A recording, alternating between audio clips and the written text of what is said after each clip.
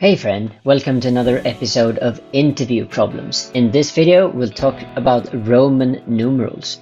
Now, the old Romans of the Roman Empire used a different way of expressing numbers.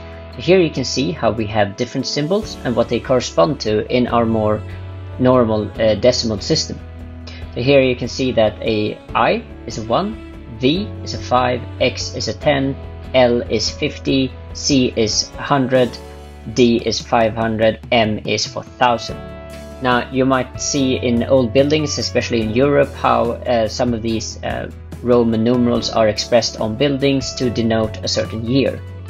Want to know what that is? Want to know how to convert it? This is the video for you. So what we're looking at is to convert from a Roman numeral being expressed to that of a more numerical one that you're used to.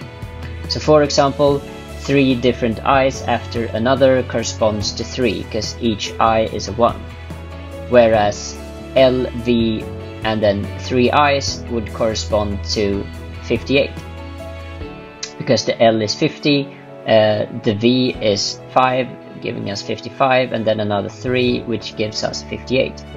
And then looking at this last example, we see how this becomes 1994. Main reason is the M is 1000, the C plus M is 900, and this one is interesting because this is really 1000 minus C, which is 1000 minus 100 giving us 900. And same thing here, we have XC, which is the same thing as C minus X, which is 100 minus 10, which gives us 90. And then lastly we have 5 minus 1, which gives us 4. So you see, it's not only about replacing character by character, but also realizing that when we express things like 4 or 9 or 90 and so on, we need to be in a position where we remove one character from the bigger character. Now, to solve this problem, I wanted to start as naively as possible, meaning that I'm just gonna do something, because that's usually a good way to think about things. You can definitely spend a lot of time analyzing and then come up with a perfect solution. I like to try out a solution that somewhat gets me there and then realize that I'm hitting the wall, and then taking myself from hitting that wall into solving and, gradually work on that algorithm. That's a way that you can also communicate with your interviewer, as this is an interview problem. You start off with something and then you realize when you hit another sub-problem. So for the first sub-problem, what we're looking at is doing replacements of I into 1 and V into 5. So I'm going to write myself a function here, Roman to integer, and I'm going to traverse my characters one by one and trying to find a way to replace them. Then I'm going to try my system by invoking this method. So I'm going to try to see what happens if I input 2 i's and also another input here when I'm inputting a V followed by 2 i's. So what I'm expecting is to get 2 back as well as 7. And we can see here on the output that I am getting 2 back, I am getting 7 back. So far, so good. I've taken some Roman numerals here and turned them into our numeric system, and it seems to be working because I'm replacing the I with a 1, I am replacing the V with a 5, and I have this sum variable in which I increment for each character in my string that I'm inputting. So I'm going to take that away because we are going to advance to the subproblem 1 now that we conquered subproblem 0. This time around I wanted to go by recursion because this will pay out further down the line. With recursion, some people say it's a lot simpler to read. Depending on how used you are with using recursion, this is either a simpler exercise or a more difficult one. I tend to go with the camp that says it's easier to read, but I still need to fiddle a little bit to get it right. So one thing I'm about to do here is to create a helper method. So I'm going to create this toNum method. You can call this whatever you want. The whole point is to express all the conditional logic of saying if I have an I, then return a 1. If I have a V, return a 5. If I have something else, then just return 0. Because what happens if someone feeds me an M, for example? So in this method, I will do things slightly different. I will still get that first character. And you see, I don't have a for loop anymore, but I rather have a behavior in which I call myself. If you look at this base condition, and this base condition is an important part of any recursive solution, I have a point in which I stop. And I'm going to stop when I have one character left. So once I have one character left, what I'm doing is taking my sum, I'm calling this helper method and just taking that Roman character and replacing that with a number and add that to sum. Now, if I don't have one character left, that means I still have some ways to go, at which point I'm calling Roman to int 1. This is the name of my method. And what I'm doing here is to slice off the result one by one. So I'm making this string, input string, smaller and smaller. At the same time, I'm increasing the size of sum. So here you see how I take sum, adding the current character's numerical values to sum, and then I'm calling myself again. So if we try this one this time around, you will see how I'm outputting the character for each loop, and you see how this still traverses things from. So you see here how we get V, I, and I as printed. So this is from this printer, and we end up with the result here being 7. And I just wanted to show you quickly what's going on in Python. So I can start my shell here, my Python shell, and I can take, for example, exactly my input and see what is going on when I'm doing this, because I'm doing this right here. So when I'm doing that, what I'm effectively doing is to remove the first character, right? And this is just my way of expressing the fact that I'm taking away the first character.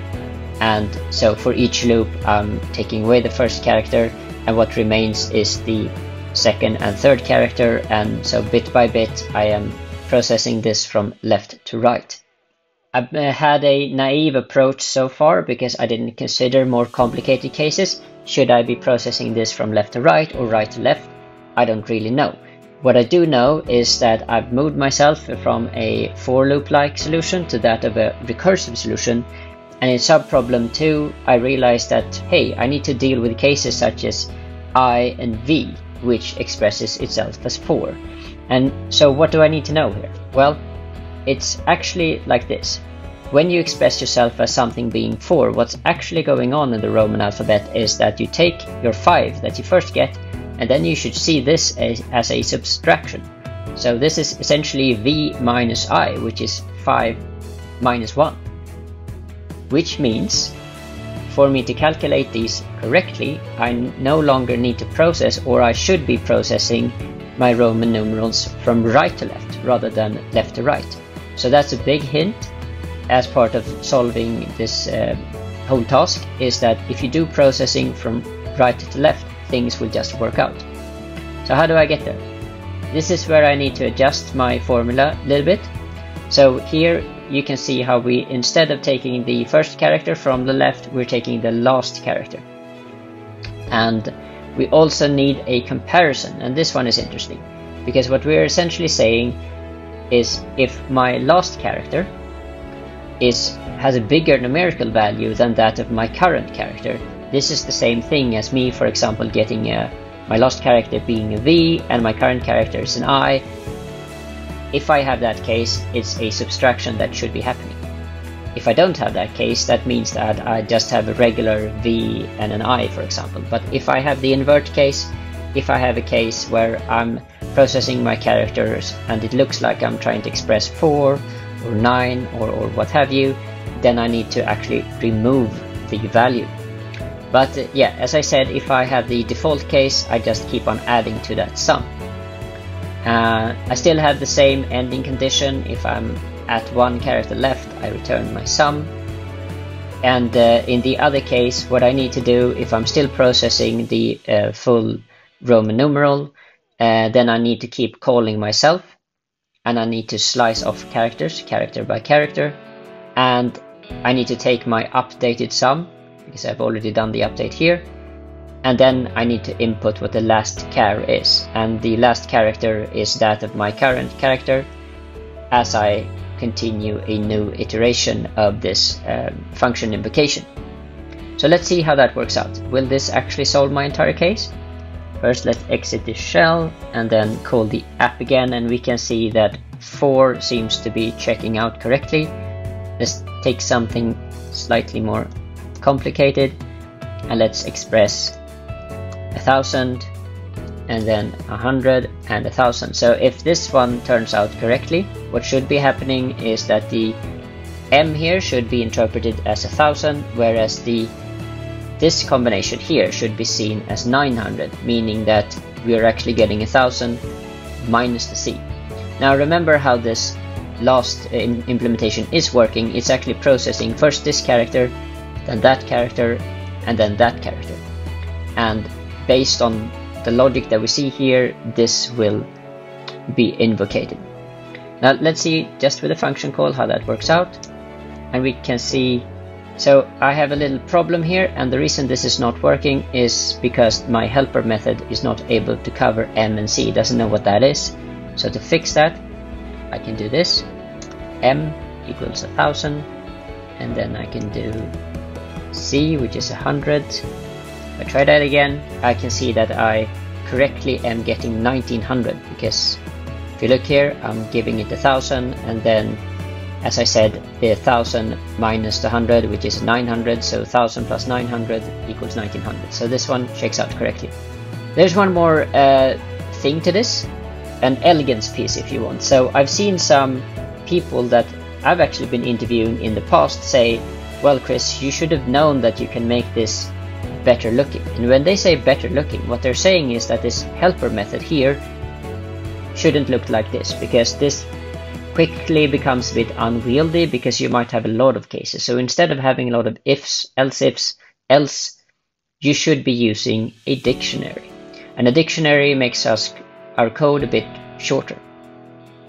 So what we instead do is to define this dictionary, and we, instead of having all these ifs and else ifs, we have I, B, X, L, C, M, D, M.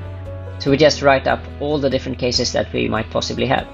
And we no longer need to use this method then for obvious reasons. And instead, inside of our solution, just make sure that the old one is not active. Let's take this away. We will instead use this one. And how this will differ is that when we want the value of a character, we instead talk to the dictionary and say, hey, bring in a character and give me the value back from the dictionary. Same thing here, talk to the dictionary, get our current character. Now let's try this. What we're looking at here is a Roman numeral of 10 plus 10 plus 4.